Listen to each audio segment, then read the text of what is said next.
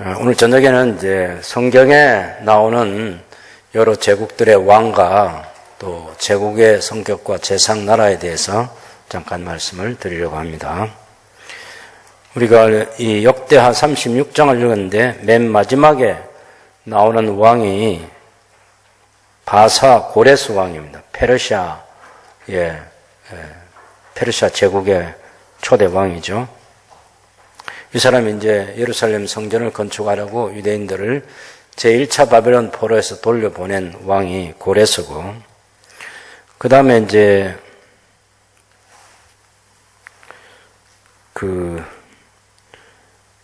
마지막 바벨론의 왕 느부갓네살이 17절 이하에서 23절까지 보면 남쪽 유다를 멸망시키고 예루살렘을 불사르고 성전도 불사르고 모든 귀한 그릇들을 부수고 또 포로로 잡아갔다. 그 이야기를 20절에 하고 있는 거죠. 그래서 바벨론 제국 70년의 이야기를 17절에서 21절까지 담고 있습니다. 70년 동안 땅이 안식했다. 이렇게 얘기하는 거죠. 그 다음에 36장 1절에 보면 요시아의 아들 여호아하스, 요시아는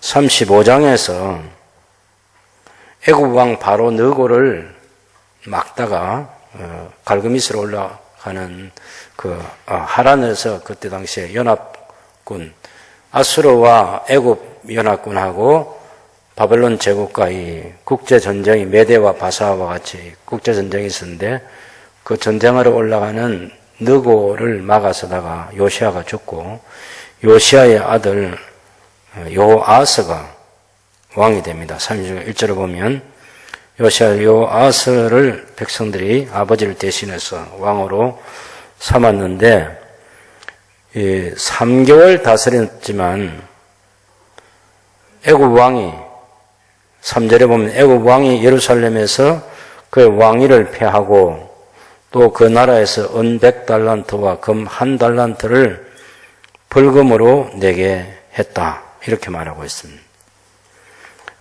소위 전쟁 배상금이라는 건데, 어쨌든 이렇게 해서 여호아스를 잡아가고 애굽 왕 느고가, 그 사절에 이름이 나오죠. 애굽 왕 느고가 여호야김을 두 번째 왕으로 세웁니다. 마지막 멸망 직전에 이제 두 번째 왕이 있어요. 여호아하스, 여호야김, 그리고 여호야김의 아들 여호야긴, 그리고 여호야긴의 아잡이 되는 시드기야.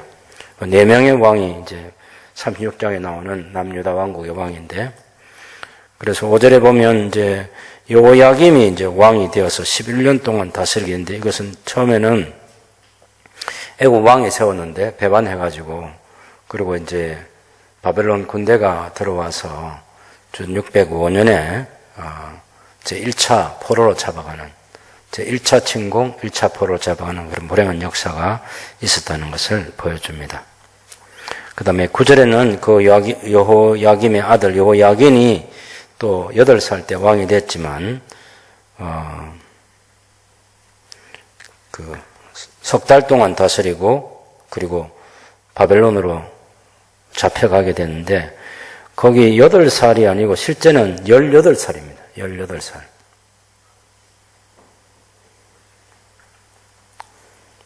열왕기 하에 보면 18살이라고 그렇게 되어 있습니다. 그래서 8살의 왕이 된 게 아니고 18살의 왕이 됐습니다. 여호야긴. 석 달만 다스리고 이제 또 바벨론으로 포로로 잡혀가고 석 달 열흘 동안 다스리다가 잡혀갔죠. 그리고 그 숙부되는 시드기야가 마지막 남유다 왕국의 왕이 되어서 11년 동안 다스리다가 결국 예레미야를 통해서 주시는 하나님 말씀을 듣지 않고 저항하다가 나라가 망하게 된 이야기를 하고 있습니다. 벌써 여기만 36장 한 장에만 해도 애굽 왕 나오죠. 바벨론 왕 나오죠.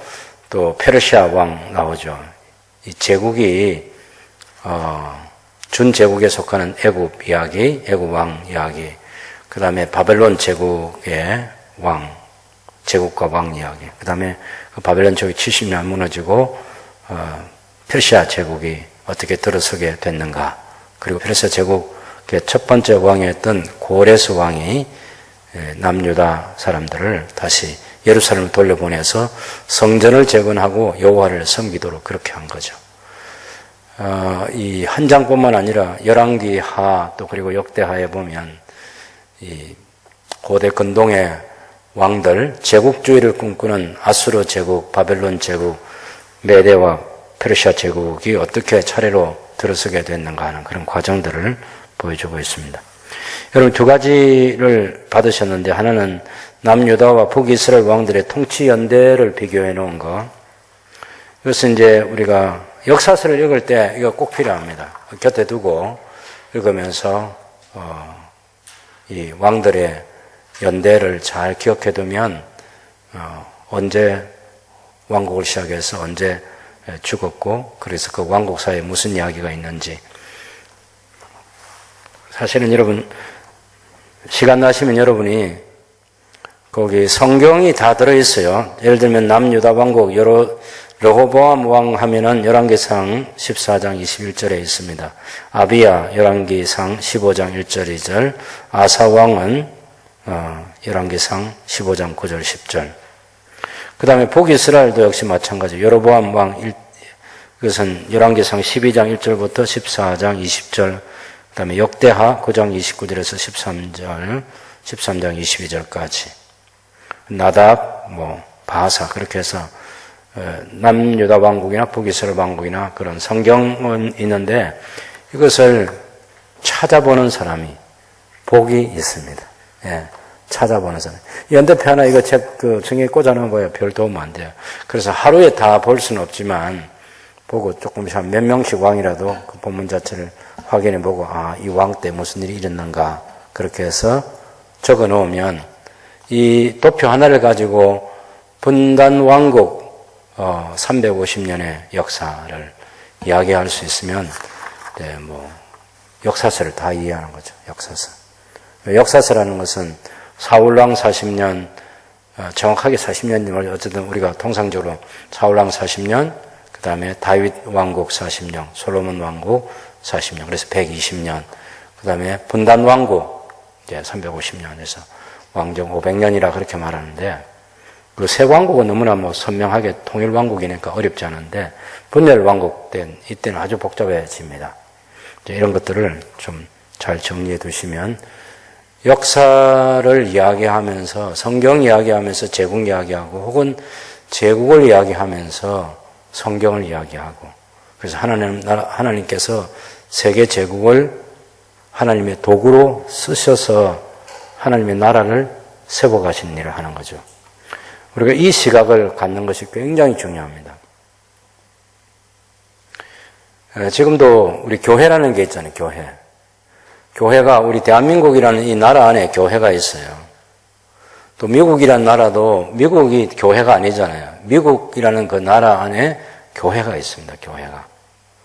그래서 거기도 이 국가를 경영하는 사람들을 통해서 하나님이 교회를 세워가시는 거예요. 그래서 구약의 이 제상나라를 세계 제국의 변동을 사실은 하나님이 주권을 가지시고 세계 변동이 일어나게 하시죠. 예, 다니엘서에 보면 세계 변동의 그 그림도 다 그리시고 그 그림을 성취해 가시는 분이 하나님이신데, 그래서 우리가 안 믿는 사람들, 하나님을 모르는 사람들이 왕이 되고 하나님 모르는 사람들이 장관이 되고 국회의원이 되고 하는 그런 것들을 너무 이상하게 보면 안 돼. 그 사람들을 통해서 교회가 어떻게 하나님의 나라를 세워가고 교회를 어떻게 세워가야 되는지를 그 불신자들이 경영하는 그 왕국 속에서 우리가 어떻게 해야 된다. 그것을 성경이 가르쳐 주는 거예요. 그럼 다른 건 다 바뀌어도 중요한 게 뭡니까? 여기 이제 여러 제국들이 있지만 제국은 바뀌는데 안 바뀌는 것은 하나님과 그 언약 백성들의 관계 속에서 세워지는 이 제상나라는 바뀌지 않는다는 거예요. 예수님 오신 이후에 그 제상나라, 구약의 제상나라를 다 담아서 이 하나님 나라는 이방인들까지 그 왕국에 들어오게 되는 이 하나님의 나라는 영원한 거죠. 별하별 제국들, 별하별 나라들이 섰다가 망하고 또 그런 세상 나라의 그런 왕들도 뭐 수없는 변동이 있지 않습니까? 근데 하나님은 변하지 않으시는 분이고 하나님은 그 왕의 보좌에 앉으셔서 세계를 교회와 또 교회 밖에 이 나라까지 다 경영하시는 그런 하나님이신 거죠. 저는 로마서 우리가 13장 제가 말씀드릴 때 우리가 국민의 한 사람으로서 세금도 잘 내는 그런 일을 해야 되는 것은 국가라는 이 국가를 하나님이 경영하시면서 그 국가가 교회를 보호해주고 또 교회를 지켜주고 교회가 신앙적인 활동을 할 수 있도록 해주는 울타리가 되어주는 배경이 일단 국가예요. 그리고 국가도 하나님 도구로 쓰신다. 무엇을 위해서? 하나님 나라 위해서, 교회 위해서. 그래서 우리가 국민의 의무를 다해야 되는 그것 또한 중요하다고 말씀드렸습니다. 그 다음에 이 도표 말고 이제 앞뒤로 여러분이 가지고 계신 자료가 성경에 나오는 고대 건덕, 고대 중건동, 우리가 중동 지역이라고 그러지 않습니까? 사실은 정확하게 중동이 어디 이쪽이요? 중건동이라고 그렇게 말해요. 중건동. 고대 중건동의 제국의 여러 왕들과 그리고 제상나라, 그 왕국의 변화가 어떻게 했는지, 그 속에 제상나라가 어떻게 세워졌는지 그런 것들을 보여주는 중요한 내용이 그 속에 들어 있습니다.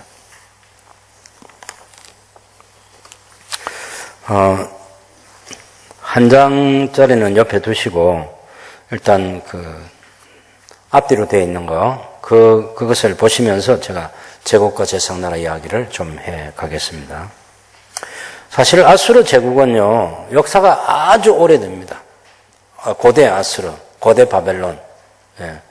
성경에 나타내는 아수르나 바벨론은 신아시리아 혹은 또 신바벨론, 그런 나라들이지, 고대로 거슬러 올라가면 굉장히 오랜 역사를 가지고 있고, 또 고대 바벨론만 하더라도 아브람 시대와 같은 시대가 하무라비 법전이 나왔던 하무라비 왕의 시대이지 않습니까? 그러니까 굉장히 아주 오래전으로 거슬러 올라가도 우리는 아브람이라는 사람이 저 갈대아 우르에서 부름받았고 하는 작게 시작하지만 실제는 그때 세상이라는 제국은 있었던 거죠. 바벨론 제국, 그리고 아수르 제국, 이런 것들이 있습니다. 다만 성경에 아수르 제국에 아수르가 신아수르가 제국주의를 꿈꾸면서 하나님의 왕국인 이 제상나라를 위협했던 때가 언제이냐면 디글랏빌레셀 3세라고 하는 주전 745년에서 727년까지 통치한 이 왕이다. 그러면 이 디글랏빌레셀 3세가 727년까지 했다 그러면 그 뒤에 나오는 이 아수르의 왕들의 시대에 주전 722년에 북이스라엘이 멸망하지 않습니까? 그러니 디글랏빌레셀, 살마네셀 5세, 그 다음에 사르곤 2세, 이런 사람들이 굉장히 중요한 아수르 제국의 그런 왕이죠. 성경과 관련 있는. 이 디글랏빌레셀 3세는 부울이라는 열왕기하 15장 19절에 보면 부울이라는 왕으로도 불려집니다. 머나헴에게 조공을 바치게 했습니다. 열왕기하 15장 19절 20절을 보면 아수르 왕 부울이 와서 그 땅을 치려하며 머나헴이 은 1000달란트를 부울에게 주어서 그로 자기를 도와주게 함으로 나라를 자기 손에 굳게 세우고자 하여 그 은을 이스라엘 모든 큰 부자에게서 강탈하여 각 사람에게 은 50세겔씩 내게 하여 아수르 왕에게 주었더니 이 아수르 왕이 되도록아 그 땅에 머물지 아니하였더라. 이 디글랏빌레셀 3세가 지금 머나헴이라는 그 왕 때에 열왕기하 15장에 보면 북이스라엘을 공격해 온 거죠. 그 다음에 그 뒤에 여러분, 그 아하스 왕 때, 남유다 아하스 왕 때, 그때 북이스라엘은 누구냐면 이스라엘 왕 베가가 다스릴 때입니다. 베가. 그리고 아람은 아람 왕 르신이 다스릴 때예요. 그러면 처음에 여러분 남북 이스라엘 왕들의 통치 연대 비교하는데 그거 연대 한번 보시죠. 거기 보면 오른쪽 편에 북이스라엘 왕국 쭉 아래로 내려가면 스가랴, 살룸, 머나햄이라는 왕 나오죠. 16대 왕, 북이스라엘 16대 왕 머나햄. 이때 디글랏필레셀 3세가 북이스라엘을 공격해 왔어요.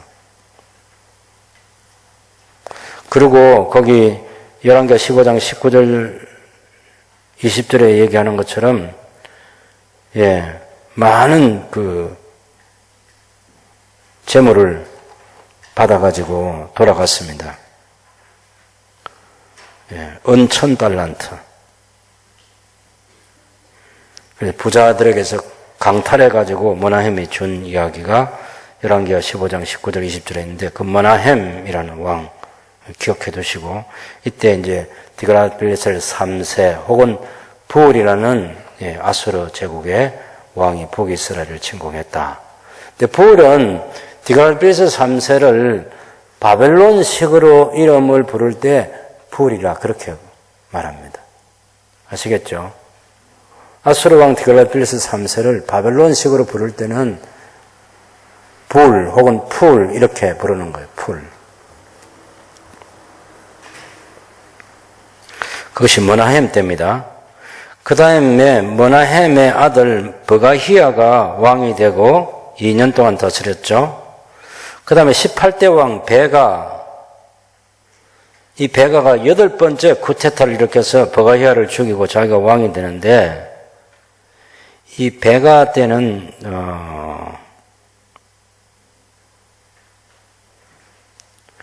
그 호세아 밑에 19대 왕 호세아 밑에 그 네모칸 한번 잘 보세요.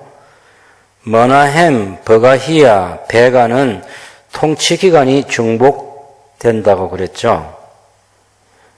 왜냐면은 이 베가가 740년부터 왕이 됐거든요. 그래서 그건 단독 통치할 때, 공동 통치할 때는, 여러분, 베가 그 왕 18대 왕 보시면 왼쪽에 740년에서 732년, 혹은 739년에서 733년, 이건 단독 통치를 말하는 것이고, 공위라는 것은 공동으로 통치했어요, 북이스라엘을. 그러면 752년부터 740년 이렇게 돼 있잖아요. 그럼 752년 올라가 보면 저 위에 16대 왕 머나햄, 그 왼쪽에 보면 이 머나햄이 752년부터 이렇게 돼 있죠. 어떻게 통치했냐면은 요단강을 중심으로 길라라모 쪽에 이쪽에는 베가가 다스리고 공동 통치할 때는 서쪽에는 이 머나햄이 다스리다가 자기 아들 버가히야가 또 다스리고 이때 이제 그 740년 그때 베가가 이 버가히야를 죽이고 자기가 이제 단독 왕이 되는 거예요. 단독 왕. 그래서 머나햄, 버가히야, 베가 왕이 통치 연대하고 이 머나햄과 버가히야하고 통치 기간이 중복이 되는데 왜 그러냐? 지역을 분할해 가지고 머나햄, 버가히야가 다스리는 그 지역이 있고 베가가 다스리는 지역이 있는데 나중에 베가가 이 버가히야를 죽여버리고 통일 북이스라엘 왕이 됩니다. 그런 왕들의 이야기 우리가 기억해 두시면 좋겠습니다. 그 다음에 그 베가 다음에 이 호세아인데 이 호세아는 디글랏필레셀 3세 때 같은 디글랏필레셀 3세이지만 이제 남유다 왕국에서는 그 아하스 왕 때입니다. 그래서 여러분 그 연대기를 잘 보시면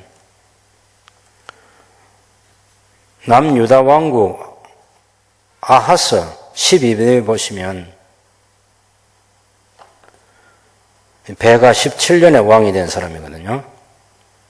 요담은 베가 2년에 왕이 됐잖아요.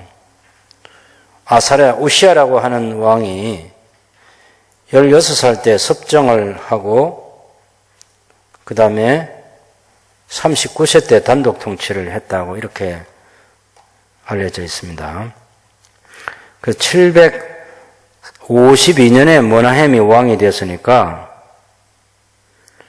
북이스라엘의 연대기로 하면 이 우시아가 자기 아버지 아사랴하고 공동 통치를 할 때 그때 왕이 됐어요. 그래서 그 뒤에 보면 우시아가 죽고 요담, 아하스 12대 왕.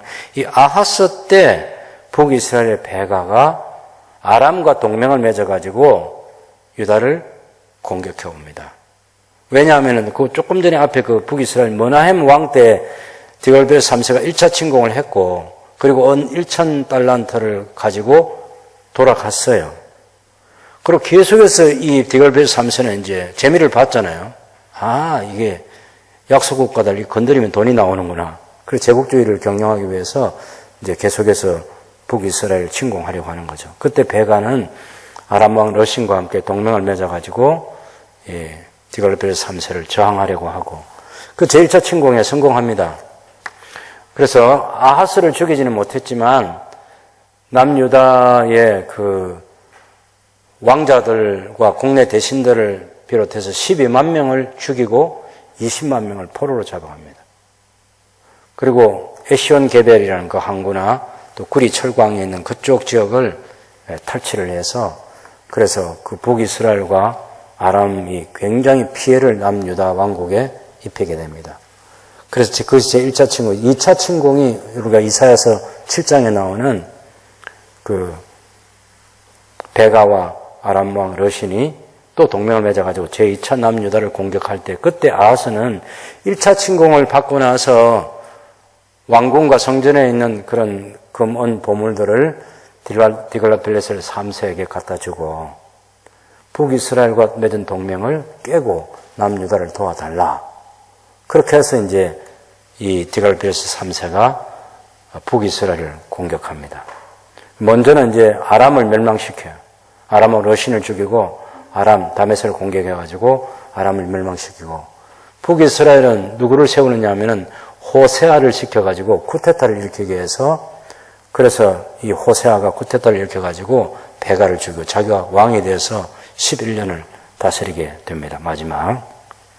그런 역사적인 배경과 관련된 왕이 아수르 제국의 디글랏필레셀 3세라는 것이고 하나님께서는 아람 왕 러신과 이스라엘 왕 베가가 남유다를 공격해 갈 때 아하스에게 내가 지키고 보호해 줄 테니 임마누엘이 돼서 내가 너희를 보호해 줄 테니까 두려워하지 말아라 그러는데 그 내가 너희를 도와주겠다는 그 징조를 하늘에나 땅에나 땅 아래에 있는 거 무엇이든지 구하면 내가 보여주면서 내가 너희를 지키겠다는 이 사인을 주겠다. 그런데 아하스 왕이 거절하죠. 나는 여호와를 괴로우시게 하지 않겠습니다. 나는 더 정확하게 말하면 나는 아수르 제국의 디글랏필레셀 3세에게 많은 공물을 갖다 바쳤고 그렇게 해서 디글랏필레셀 3세가 북이스라엘과 아람으로부터 우리 유다를 지켜줄 겁니다. 이런 얘기하는 거죠.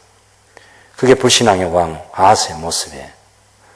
성경에 보면 그래서 이제 아하스가 그때 이 디글랏필레셀 3세가 북이스라엘 왕은 바꿔버리고 아람은 멸망시키고 그것에 대해서 고마운 마음으로 우리가 역대기에 보면 이 아하스가 그 다메섹까지 디글랏필레셀 3세를 만나려고 갔는데 고맙다는 인사를 해야 될 거 아니에요. 갔는데 디글랏필레셀 3세는 관심 없습니다. 그래서 아수르로 돌아가고 대신 이 아하스가 거기에 있는 다메섹에 있는 아수르 왕이 섬기는 그 신의 제단을 보고 우상의 제단에 설계도를 그려가지고 남쪽 유다 왕국의 대제사장에 보내서 그 이 제단을 만들게 하고 솔로몬 왕 때 만들었던 그 제단을 치워버리고 그렇게 해서 이제 우상 숭배를 하게 돼요. 그래서 아하스 왕을 가리켜서 미친 왕이라고 정말 미친 왕 중에 이런 미친 왕이 없어요. 그게 아하스입니다. 아하스. 그래서 여러분 그 연대기를 우리가 볼 때 베가, 호세아 이런 역사 속에 누가 있냐면은 아하스라는 왕이 있고 히스기야의 아버지예요. 그때 디글랏필레셀 3세라는 아수르 제국의 이 왕이 어떤 영향력을 행사했는가, 그런 것까지 우리가 생각할 수 있어야 되겠습니다.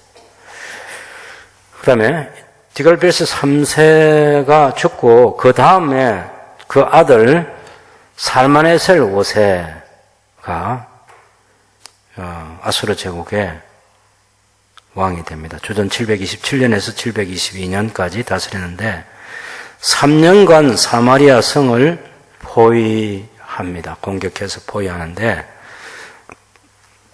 여러분 사마리아 성이 그 시대에 지금도 마찬가지겠지만 그렇게 큰 성이 아닌데 그 북이스라엘의 국방력이 얼마나 튼튼한지, 이 제국의 군대가 들어와도 3년, 해수로 3년, 한 1년 반 정도 되는 그 기간을 버팁니다. 그러니 대단히 그 북이스라엘의 왕국이 힘이 있는 그런 왕국인데 3년간 포위돼서 공격을 당하다가 이 살마네셀, 이제 그 함락 직전에 살마네셀 5세가 죽고 그 아들 사르곤 2세가 사령관입니다. 그 당시에. 그래서 마지막 예루살렘을 그 북이스라엘 수도인 사마리아를 멸망시키고, 그리고 이제 그 사마리아를 아수르 제국의 속주로 삼아버렸죠. 그래서 북이스라엘의 역사는 주전 722년부터 없어집니다. 그 멸망하는 북이스라엘 멸망 과정을 누가 똑똑히 보았느냐 하면 히스기야가 자기 아버지하고 공동 통치를 하고 있을 때 북이스라엘이 어떻게 멸망하는지를 자세히 보았습니다. 결국 하나님을 제대로 섬기지 않아서 북이스라엘이 망했다. 이 교훈을 누구보다 잘 받은 사람이 그 히스기야 왕입니다.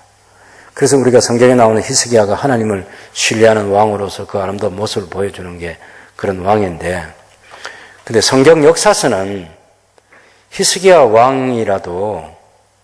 왕까지도 온전하게 하나님을 신뢰했다, 그 얘기를 하고 싶지 않고, 히스기야가 정말 다윗의 길로 행하는 그런 좋은 왕이긴 했지만 그도 인간적인 연약함은 다 가지고 있던 그런 왕이고, 하나님에 대한 전적인 신뢰보다 주변 왕국들과 주변 나라들과 어떻게 하면 동맹을 맺어가지고 우리나라를 지킬까 하는 이 생각을 집요하게 가지고 있었던 왕이 히스기야이고, 결국 이 히스기야를 이사야 선지자가 설득하기 위해서 3년 동안 벗은 몸 벗은 발로 출퇴근을 하면서 히스기야 왕에게 애국과 동맹을 맺지 말라고 하소연을 합니다. 호소를 하죠.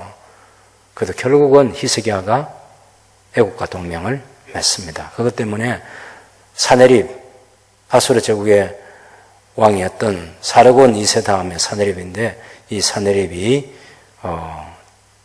두 번째 공격을 해가지고 결국 18만 5천 명을 데리고 와서 남유다 왕국을 아주 위험에 빠뜨렸던 그런 역사가 전개되게 됩니다. 한번 여러분 다시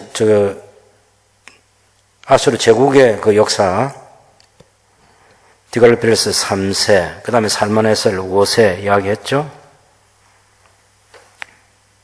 열왕기하 18장 9절에 11절 보면 히스기야 왕 제4년 곧 이스라엘 왕 엘라의 아들 호세아 제7년에 아수르 왕 살마네셀이 사마리아로 올라와서 에워쌌더니 3년 후에 그 성읍이 함락되니 곧 히스기야 왕의 제6년이요 이스라엘 왕 호세아의 제9년에 사마리아가 함락되며 아수르 왕이 이스라엘을 사로잡아 아수르에 이르러 고산강 가에 있는 힐라와 하볼과 메대 사람의 여러 성읍에 두었다, 이렇게 말하고 있습니다. 그 다음에 세 번째 이제 아수르 제국의 중요한 왕 사르곤 2세입니다. 주전 722년에서 705년까지 통치했던 왕인데, 살마네셀 5세를 이어가지고 사마리아 성을 최종적으로 함락시킨 그런 왕이 사르곤 2세입니다. 바벨론 왕 무르독 발라단을 추방하고 메소포타미아의 유일한 통치자가 된 사람이 사르곤 2세입니다. 무슨 이야기를 하려고 하는가 하면요. 자, 보세요. 여기 이 아수르 제국이 있어요. 아수르 제국. 이 아수르 제국이 끝에 여기 바벨론 왕국이 있어요. 바벨론 무르독 발라단이 다스리고 있었는데, 이 사르곤 2세가 당연히 이 바벨론 왕국을 침공하니까 이 무르독 발라단이 도망을 가고, 그래서 그 아수르 바벨론을 함께 다스렸던 왕이 사르곤 2세다. 그렇게 보시면 되겠죠. 우리가 여러분 저기 한번 보시죠. 이사야서 39장 보시면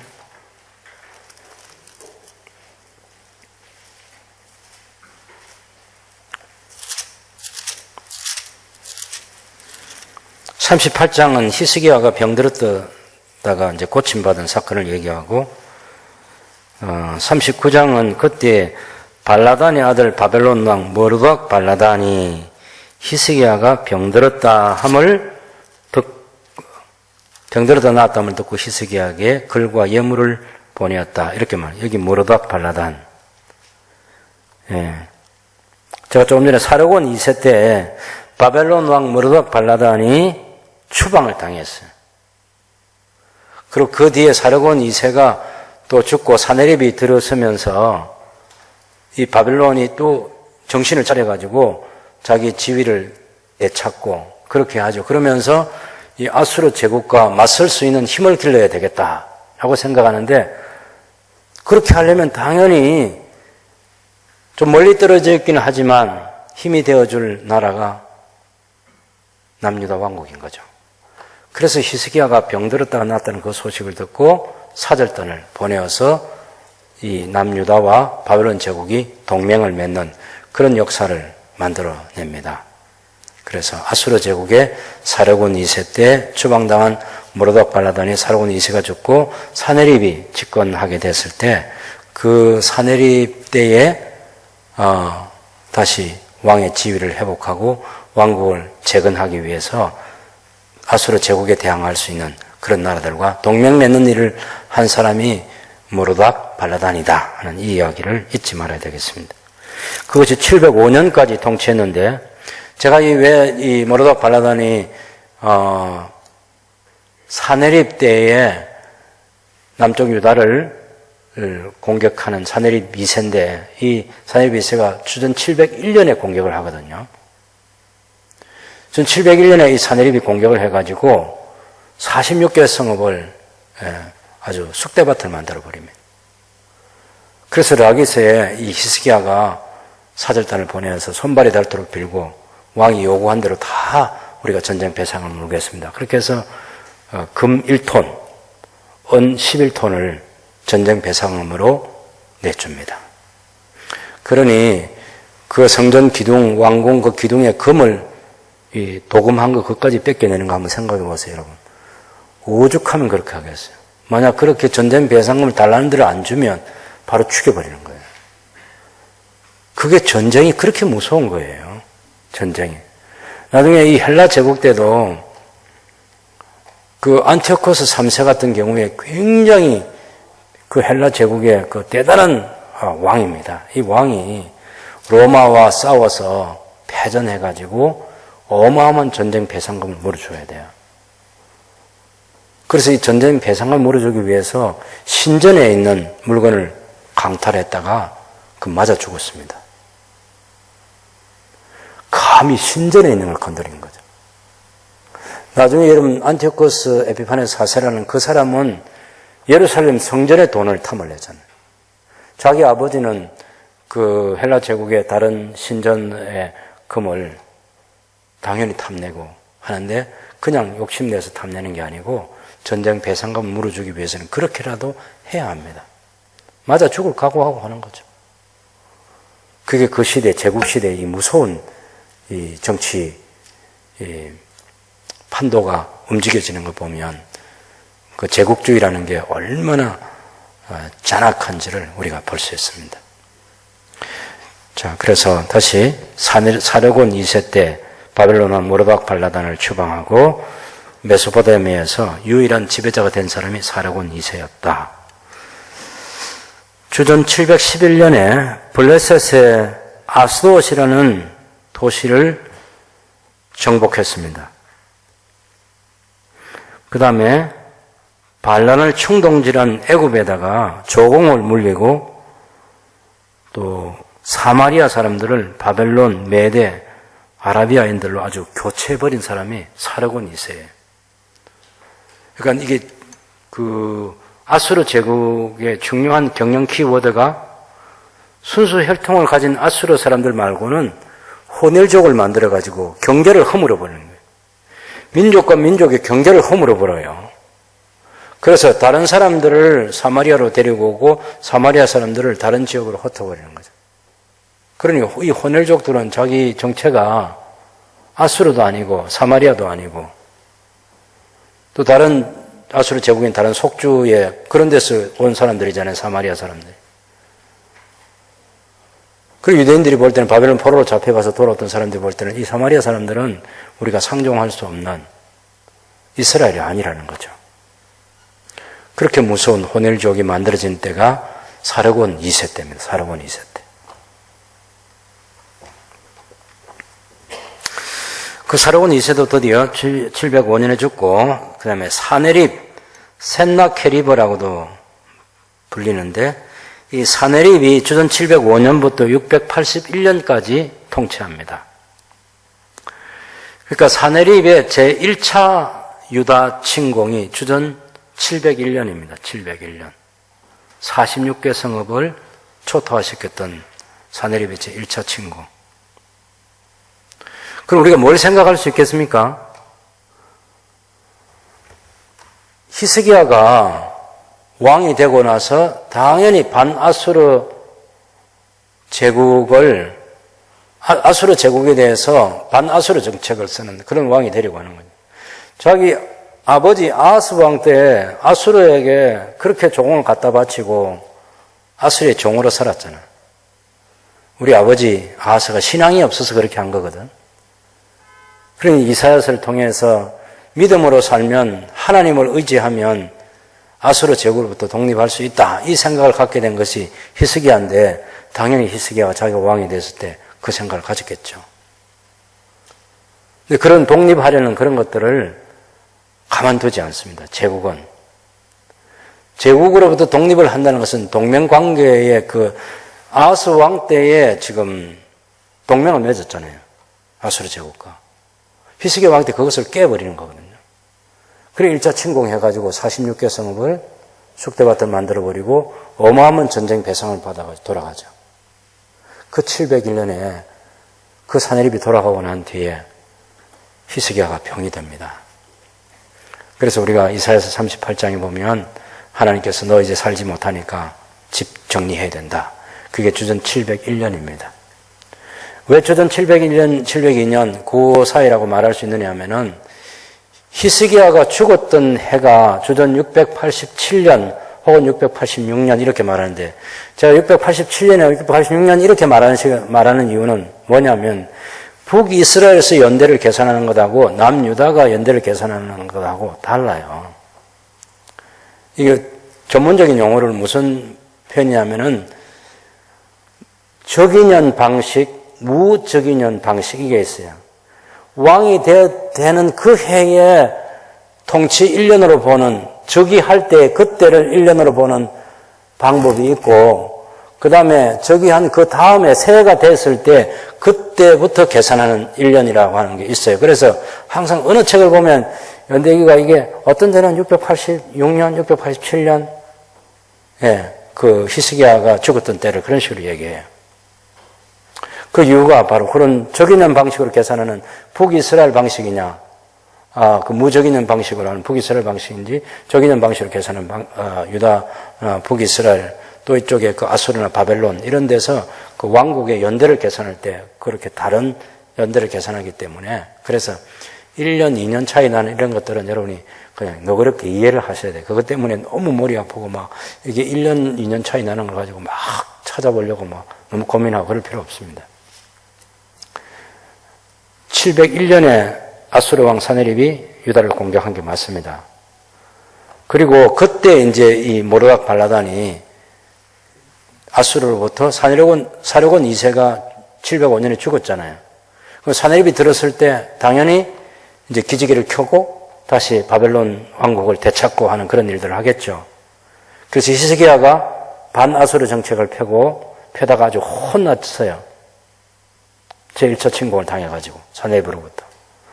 그리고 그 정세를 누구보다 잘 알고 있는 게 바벨론 왕 모르닥 발라단이 잘 알고 있는 거죠. 왜? 자기도 사르곤 2세 때 당해봤으니까. 그럼 당연히 히스기야도 지금 현재는 전쟁 배상금을 그렇게 물려줬지만 계속해서 기회만 힘만 길러지면 아수르 제국과 대항하겠다 이 생각을 히스기야가 당연히 갖는 거죠. 그 마음을 잃고 있는 바벨론 왕 모르닥 발라단이 사절단을 보내서 히스기야와 동맹을 맺기를 요청하는 것입니다. 그때 히스기야는 1차 침공 때 많은 전쟁 배상금도 물려주고 또 그 다음에 병들어 고침을 받고 나서 하나님의 은혜가 자기에게 임해 15년간 생명 연장시켜준다고 했으니 든든하잖아요. 예?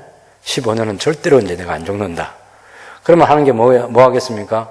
군사력을 증강해야죠. 아수르 제국의 다음 침공이 있을 때 준비하는 겁니다. 그래서 무기도 다시 제대로 정비하고 국방을 튼튼히 할 뿐만 아니라 경제도 다시 되살리기 위해서 왕국의 그 재산들을 제대로 보호하고 관리하고 증식하고 그런 일들을 하겠죠. 그런 힘을 비축해서 어떻게 합니까? 바벨론과도 동맹을 맺고 그 다음에 애국과 몇 년 지나서 애국과도 동맹을 맺어요.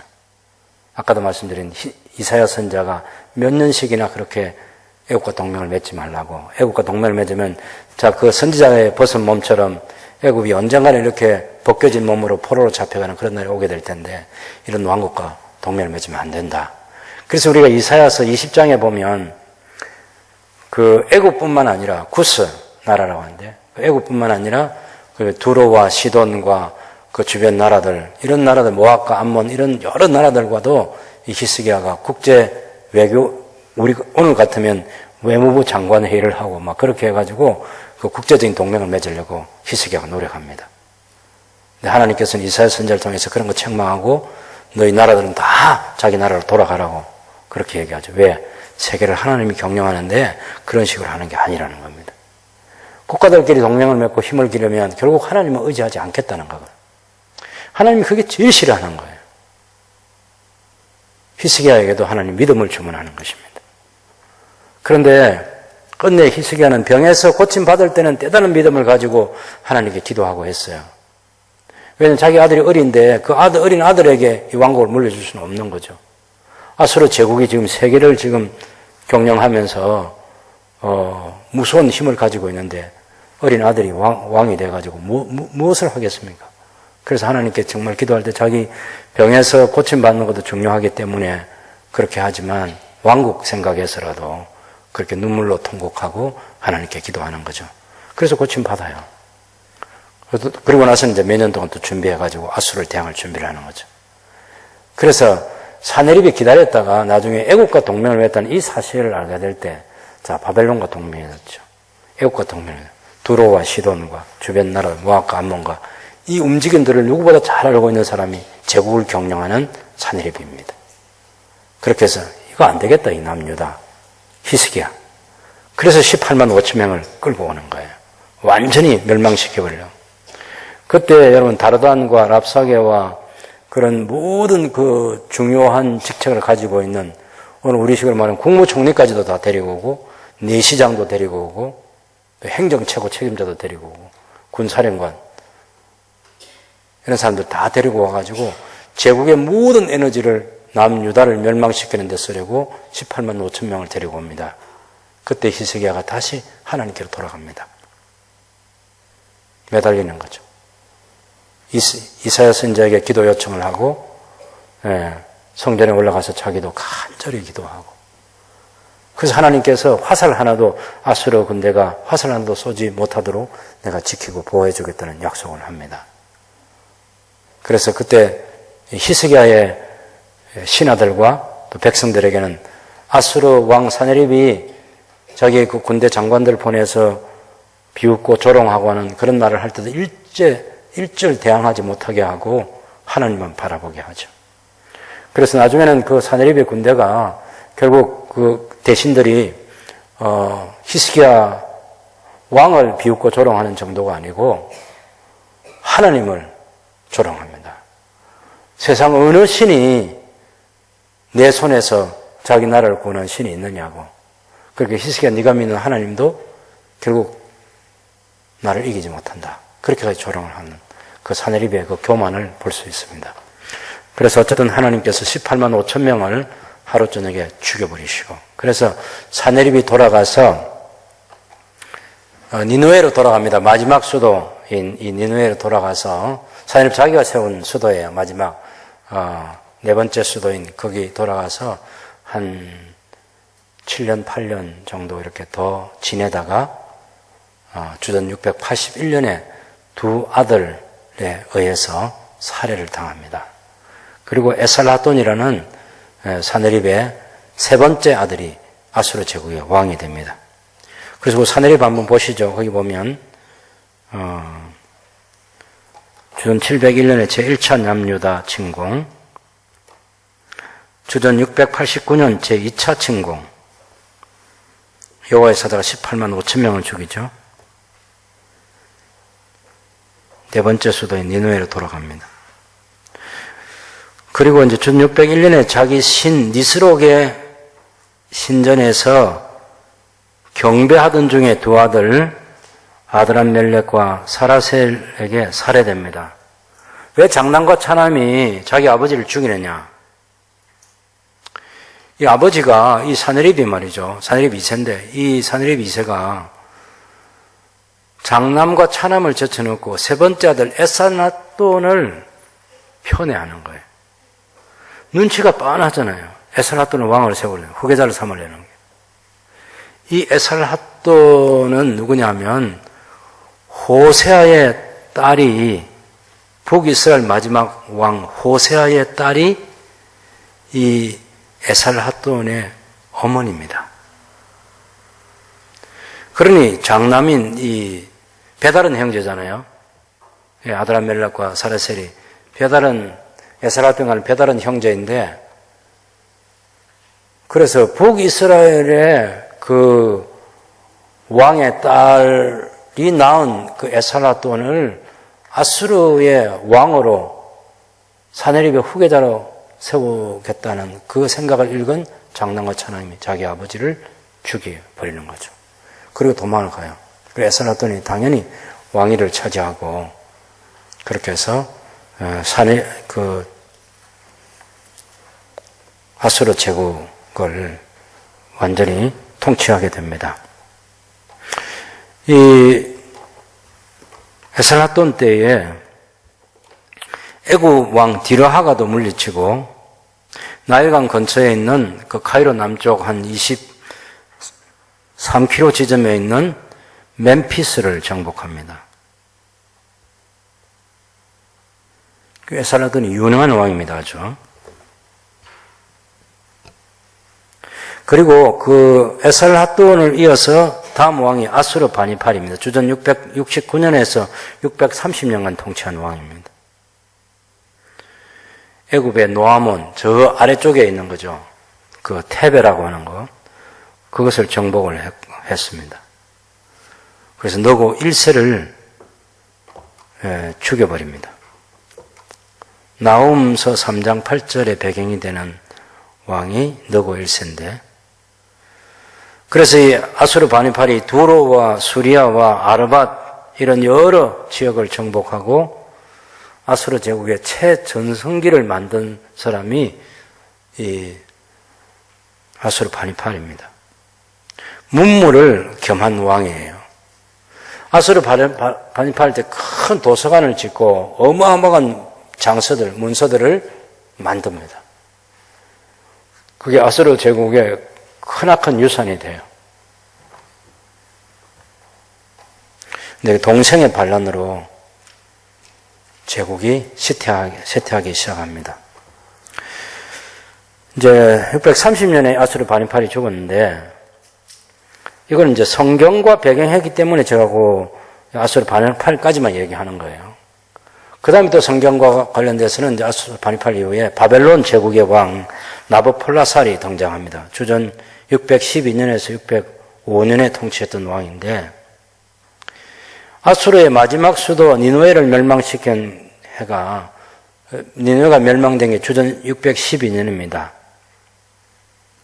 메대의 카악사레스가 주전 612년에 이 아수르 제국의 첫 번째 수도인 그 아수르를 멸망시켜요. 아수르 제국이 멸망한 게 아닙니다. 아수르 제국의 첫 번 수도인 아수르가 주전 612년에 망하는 거예요. 그 다음에 주전 610년에 아수르 제국의 마지막 수도가 망하게 됩니다. 그 나중에 이제 그거는 니노에죠. 니노에가 멸망하는 것입니다. 제가 아수르 제국 수도가 어떻게 바뀌었는지 조금 기술해 놨습니다.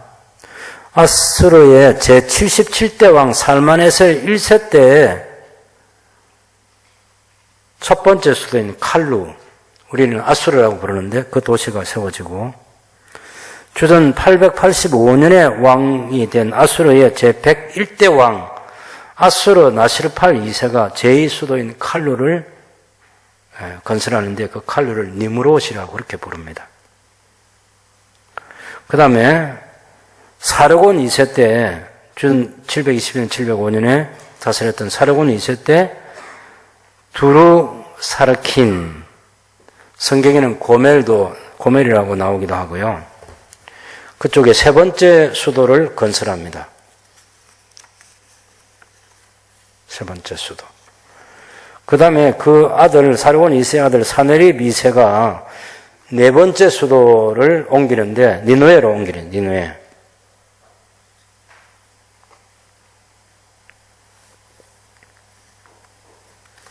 그래서 아수르 수도가 어떻게 옮겨졌나, 이 역사를 조금은 알고 있는 것이 좋겠습니다. 그래서, 아수르 제국이 멸망할 때, 메대의 각사레스에서 첫 번 수도인 아수르가 망하고, 나중에 이제 그 메대와 바사의 페르시아죠. 메대와 바사의, 아주 그때는 이제 메대도 왕국이고 바사도 페르시아도 왕국입니다. 제국이 아니에요.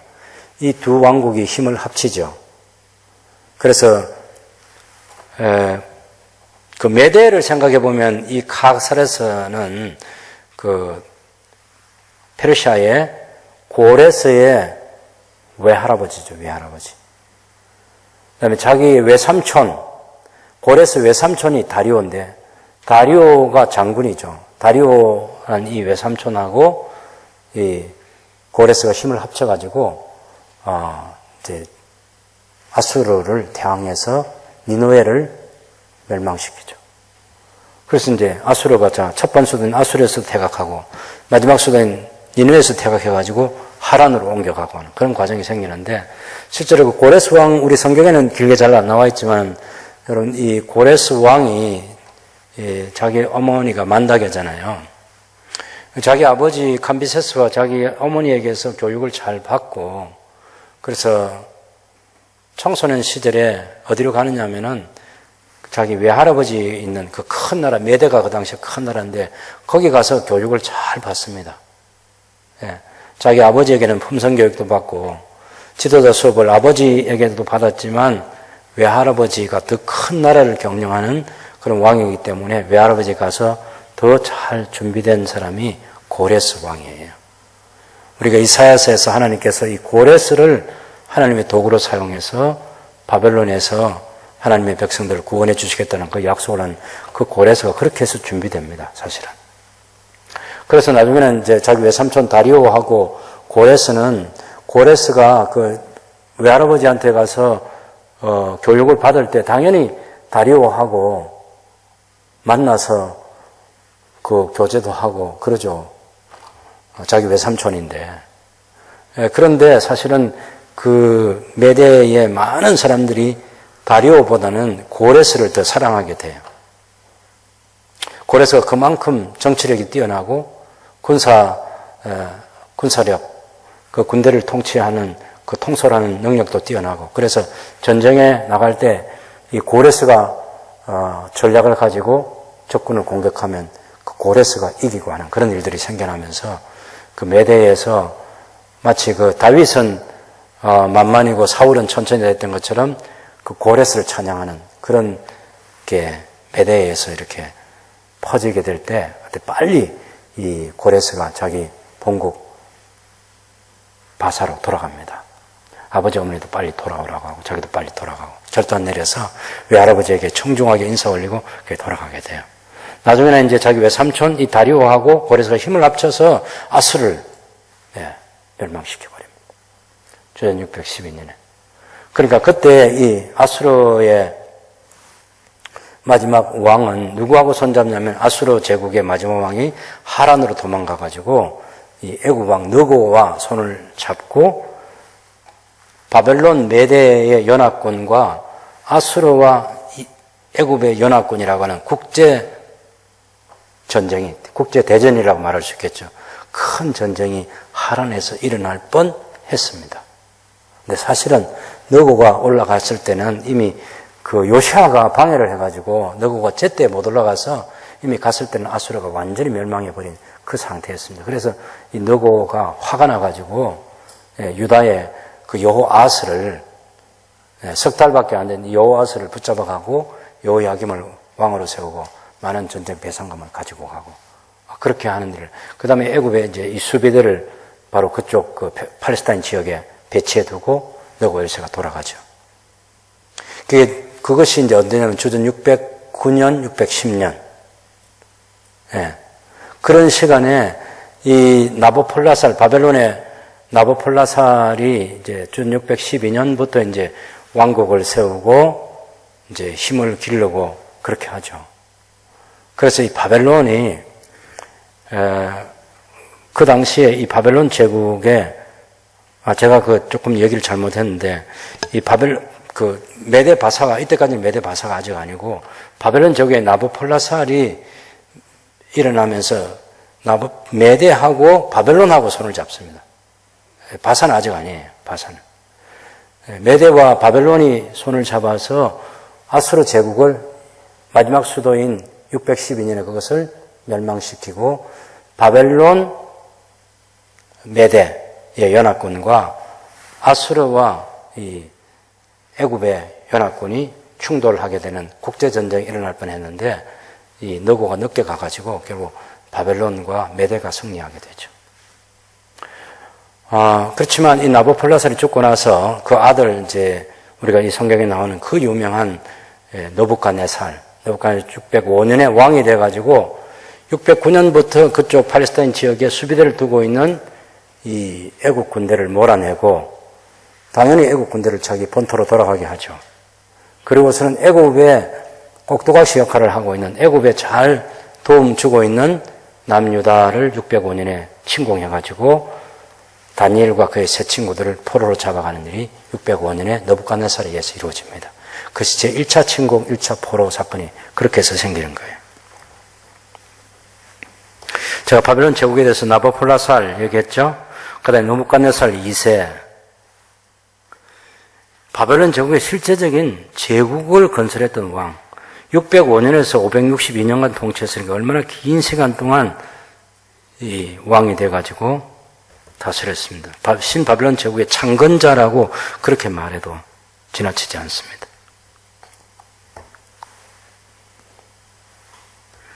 예레미야 45장 1절 2절에 보면 유다의 요시야 왕의 아들 여호야김 넷째 해에 네리야의 아들 바룩이 예레미야가 불러주는 대로 이 모든 말을 책에 기록하니라. 그때 선자 예레미야가 그에게 말하려되 애굽에 관한 것이라. 곧 유다의 요시야 왕의 아들 여호야김 넷째 해에 유브라데 강가 갈그미스에서 바벨론의 느부갓네살 왕에게 패한 애굽 왕 바로 느고의 군대에 대한 말씀이라 하면서 이제 이것이 주전 605년에 관련된 그런 역사를 말합니다. 제1차 유다 침공. 애굽을 완전히 그 팔레스타인에서 몰아내고 바벨론 제국을 건설했던 첫 번째 왕이라고 말할 수 있죠. 느부갓네살 2세가. 그 다음에 다니엘 그 세 친구들 바벨론의 관리로 발탁해가지고 다니엘을 총리로 임명해서 바벨론 제국을 경영하는 그런 일을 했습니다. 그 다음에 이 느부갓네살 2세가 죽고 나서 에윌 모로당 느부갓네살 2세의 아들이고 이 사람이 이제 주전 597년에 포로로 잡혀간 남유다의 요야긴 왕을 석방해 줍니다. 이 굉장히 중요한 얘기예요. 우리가 열왕기하 25장 우리가 열왕기하하고 역대하가 역사의 마지막을 얘기하잖아요. 그런데 열왕기하는 어떤 책이냐면 열왕기에서는 어떻게 제상나라를 세워가는 북이스라엘과 남유다가 멸망하게 됐나? 그 원인이 어디 있나? 이걸 얘기하고자 하는 거예요. 그것이 결국은 언약의 말씀을 따르지 않고 하나님께 불순종했기 때문에 세워지는 그런 나라에 대해서 얘기했지만, 역대상하는 바벨론 포로에서 돌아온 사람들이 어떤 나라를 만들어야 되냐, 그리고 제상나라를 만들어야 된다, 그 이야기를 하고자 하는 게 역대기예요. 역대기의 마지막에는 아까 바벨론 포로에서 돌아오는 그 고레서의 칙령에서 돌아오게 되는 그 역사를 얘기하잖아요. 물론 열왕기하도 이제 그 마지막 부분에 보면 에윌 무로닥이 바벨론 제국의 느부갓네살 2세 다음에 왕이 돼가지고 자기 아버지 때 포로로 잡아왔던 여호야긴 왕을 석방시켜주는 거예요. 이게 뭐죠? 희망의 메시지. 예레미야가 예언한 그 예언대로 바벨론이 포로로 잡혀가서 끝나는 것이 아니라 거기서 믿음을 제대로 지켜가지고 믿음이 온전케 되어서 제상나라 사명을 감당할 수 있는 극상품 무화과나무 열매로 만들어지게 되는 역사가 바벨론 땅에서 계속될 것이라는 그 희망의 메시지를 에일 모로닥이 여호야긴 왕을 복권시켜가지고 죽는 날까지 그 나라에서 왕으로 잘 예우를 해줍니다. 이 역사를 열왕기하에서 기록하고 있고, 느부갓네살 다음에 에일 모로닥은 그런 중요한 왕이라고 하는 것이고, 그 다음에 네르갈 사레셀이라는 왕이 에일 모로닥을 죽이고 왕위를 차지하는, 에일 모로닥 2년에 이 쿠데타를 일으킵니다. 네르갈 사레셀. 예레미야 39장 3절에 보면 바벨론 왕의 모든 고관이 나타나 중문의 안전이 곧 네르갈 사레셀과 상갈 레브와 내시장 살스기민이, 네르갈 사레셀은 궁중장관이며 바벨론 왕의 나머지 고관들도 있더라. 그래서 예루살렘 침공 때 궁중장관이었지만 나중에 왕이 되는 거죠. 그래서 이 에윌 모로닥을 살해하고 4년 동안 왕으로 있다가 그 아들 라비시 모로닥이죠. 라비시 모로닥에게 왕권을 물려줍니다. 그런데 이 5번째 바벨론 제국의 왕인 이 소알후드라고 말하기도 하고 라바시 모로닥이라고 말하는 이 네르갈 사레셀의 아들이 왕이 오른 지 9개월 만에 나보니두스라는 이 장군에 의해서 살해를 당합니다. 나보니두스는 느부갓네살의 또 다른 사위예요, 사위. 근데 자기가 그 쿠데타를 일으켜가지고 왕이 되죠. 근데 나보니두스의 문제점이 뭐냐면 지금까지 그 앞에 왕들은 바벨론의 신 마르둑을 신으로 숭배해요. 근데 이 나보니두스는 달신을 숭배합니다. 달신. 그래가지고 달신을 섬기는 그 신전이 다른 지역에 멀리 떨어져 있고, 그 나보니두스가 머리가 아마 좋아서 그랬던 것 같은데 자기 아들 벨사살에게 바벨론 통치를 맡기고, 바벨론의 수도 바벨론 통치를 맡기고 자기는 다른 지역에 멀리 나가 있습니다. 그때 여러분 이 바벨론이 얼마나 위태로운지 아시겠죠? 왜냐하면 아까 제가 처음에 잘못 얘기했지만 이제 제대로 얘기하면 메데와 바사, 이 고레스하고 바사가 연합군을 만들어 가지고 처음에는 이제 자 보세요. 고레스를 없애기 위해서 외할아버지가 전쟁을 일으킵니다. 그때 고레스가 죽기 살기로 결전을 해가지고 메대 군대와 싸워서 이겨요. 중요한 사실은 메대의 그 어떤 그 총리직과 같은 자리에 있던 그 중요 관직에 있던 사람이 이 고레스가 태어날 무렵에 고레스를 죽이라고 왕이 명령을 내렸는데 고레스를 안 죽이고 그 소치기한테 맡겼는데 자기 그 소치기 아들하고 소치기 아들이 죽었잖아요. 아들이 죽고 고레스가 살아남아요. 바꿔버려. 나중에 이제 이 어떤 소치기 아들이 골목대장 노릇을 하고 이 보통 잘 하는 게 아니에요.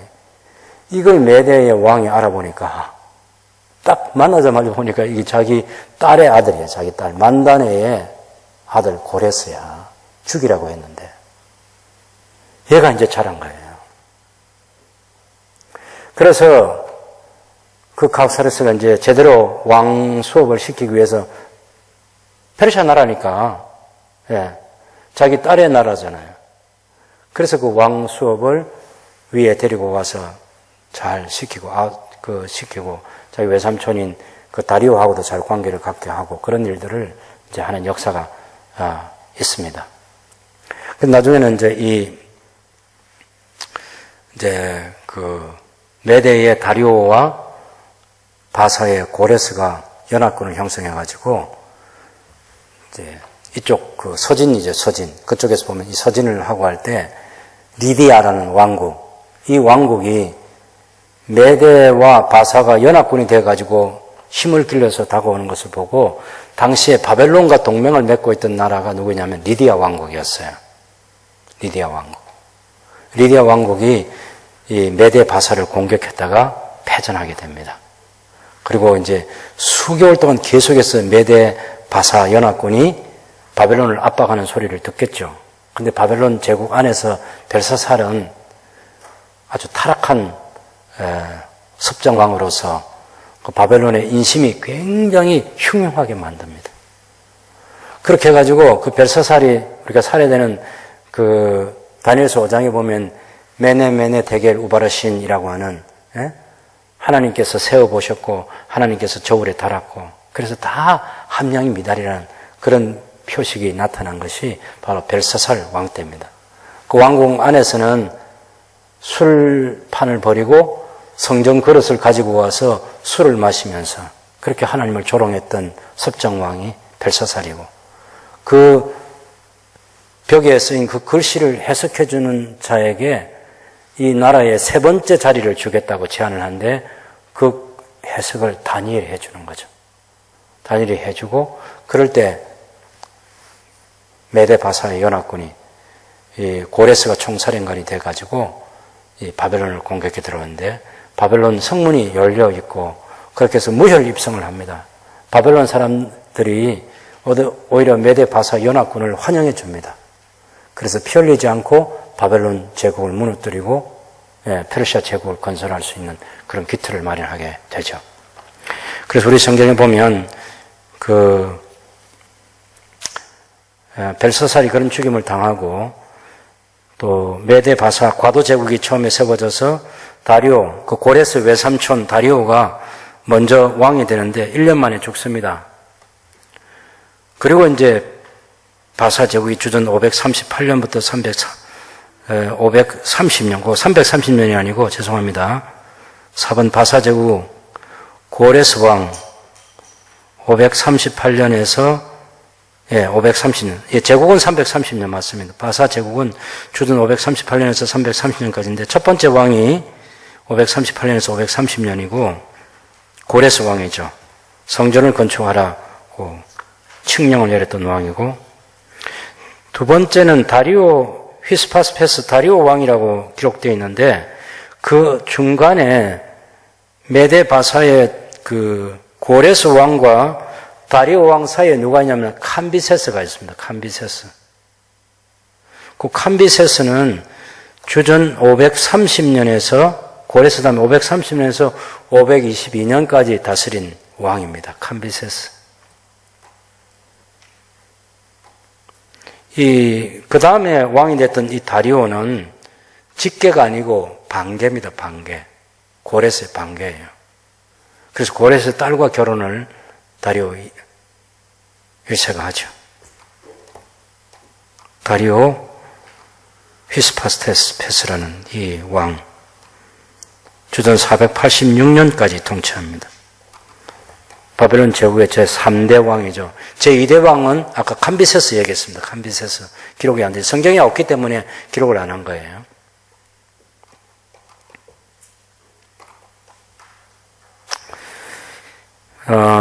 이 다리오 왕 때에 아주 그리스를 침공해가지고 큰 전쟁을 일으키다가 마라톤 전투에서 패배하게 되죠. 연합군에게 패배하게 되고. 그다음에 아수에르, 다음 왕이 이제 다리오 왕 다음에 아수에르 왕, 우리가 에스더스에 나오는 에스더의 남편 아수에르가 페르시아 제국의 제4대 왕이 됩니다. 크세르크세스라고 하기도 하죠. 1486년부터 465년. 우리가 성경에 보면 에스라 4장 6절에 이 아수에르 왕이 나오죠. 그때 예루살렘 성벽을 재건하기 위해서 실패했다가 실패하죠. 성벽 재건하려다 실패한 아수에르 왕. 에스더스에 나오는 그 유명한 왕입니다.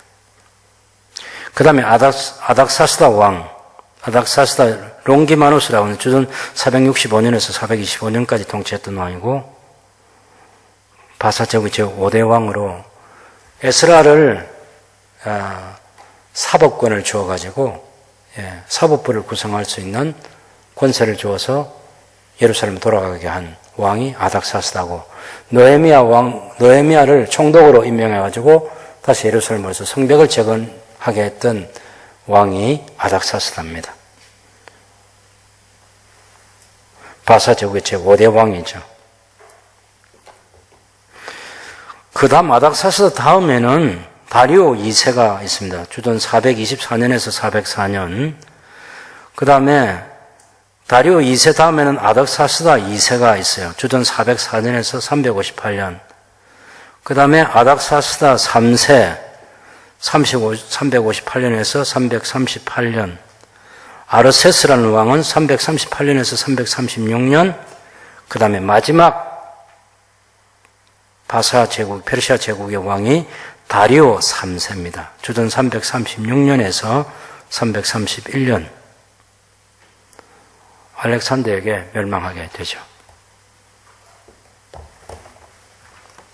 성경과 관련된 이런 제국들의 왕들 봤는데, 아수르 제국, 바벨론 제국, 페르시아 제국. 결국 이 제국을 경영하시는 이가 하나님이시고, 하나님께서 세상 나라를 위해서 도구로 사용하시는 거죠. 그 제국을 통해서 세상 나라를 경영하시는 분이 하나님이시고, 신약 성경으로 말하면 오늘 세상의 여러 나라, 이 제국들 속에서 교회를 통해서 하나님의 나라를 세워가시는 하나님 나라 경영을 지금도 계속하고 계신다. 그래서 우리가 그런 제국들의 변동에서도 하나님 나라는 변동이 없는 것이고요. 우리는 그 하나님 나라 왕국의 백성으로서 왕이신 하나님을 잘 섬기고 하나님을 신뢰하고 왕의 영광을 드러내는 그런 사람으로 살아야 된다는 사실을 우리에게 가르쳐주고 있습니다.